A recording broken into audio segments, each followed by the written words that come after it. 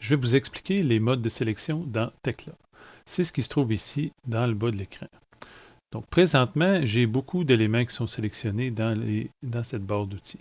Donc si j'enlève ici la petite flèche, donc vous voyez, quand je choisis la petite flèche, ça me permet de sélectionner à peu près tous les types d'objets, presque tous les types d'objets. Donc quand je suis dans le mode avec la flèche activée ici, si je viens dans le modèle et je veux sélectionner par exemple une poutrelle, ensuite de ça, sélectionner un composant là, qui est représenté par le petit cône qui est ici, un autre composant, poteau. Donc, vous voyez, je peux sélectionner des objets de différents types. Donc, ça peut être intéressant de pouvoir fonctionner comme ça. Mais si, par exemple, j'aimerais sélectionner des objets et j'ai de la difficulté à les attraper parce que là, je veux attraper le cône qui est ici, mais je ne veux pas attraper les autres éléments, mais je peux désactiver ici le mode tout sélectionner et choisir que j'aimerais sélectionner seulement euh, celui-là ici qu'on appelle les composants. Donc, maintenant, je peux attraper seulement les cônes. Donc, si je viens ici puis je fais une fenêtre de sélection, vous voyez, je peux juste attraper des cônes. Donc, j'attrape rien d'autre que les cônes qui sont les composants. Donc, si je viens ici puis je voudrais attraper la poutre, je ne peux plus l'attraper. Donc, ça peut être intéressant de sélectionner les objets de cette manière-là. Une autre chose que j'aimerais peut-être vouloir faire, c'est modifier, exemple, mon maillage.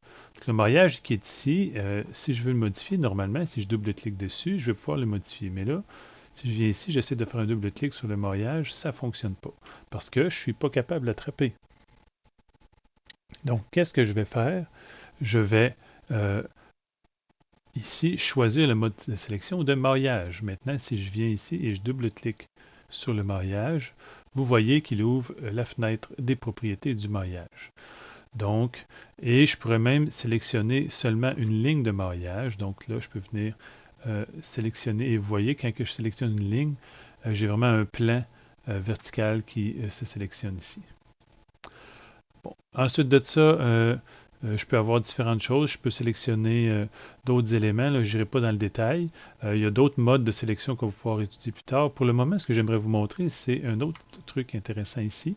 Je vais me remettre en mode tout sélectionner. Et je vais choisir ici cette petite fenêtre. Et maintenant, vous voyez, ça, c'est ce qu'on appelle des filtres. Je peux décider de sélectionner Steel Beam. Donc, si je fais ça, puis je fais une fenêtre, vous voyez qu'est-ce qui va se passer. Il sélectionne seulement ce qui s'appelle Steel Beam, donc les poutres d'acier. Donc, si j'essaie de sélectionner les poutrelles, les contreventements et les poteaux, je suis incapable. Donc, je pourrais prendre un autre du genre Steel Joist. Donc, si je fais ça et je sélectionne ici, vous voyez, il va attraper seulement les poutrelles. Même si je fais, exemple, CTRL A, vous voyez, il attrape seulement les poutrelles. Il n'attrape pas les autres types d'éléments. Donc, c'est intéressant les filtres pour accélérer parfois une sélection de plusieurs objets du même type. Donc, soit en faisant CTRL A, ou juste, je voudrais sélectionner seulement les poutrelles, exemple, seulement les poutrelles du toit. Donc, je me mets comme ça ici. Je fais une sélection comme ça. Et vous voyez, il a attrapé seulement les poutrelles du toit étant donné que j'avais le mode le filtre Steel Joist qui était activé. Ne pas oublier, quand vous avez terminé d'utiliser les filtres, de remettre à standard.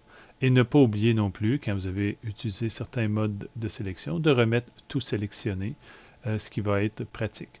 Remarquez que par défaut, quand vous faites tout sélectionner, le maillage n'est pas activé. Ça évite de attraper les axes accidentellement, parce qu'en général, on va plus manipuler des objets que des axes.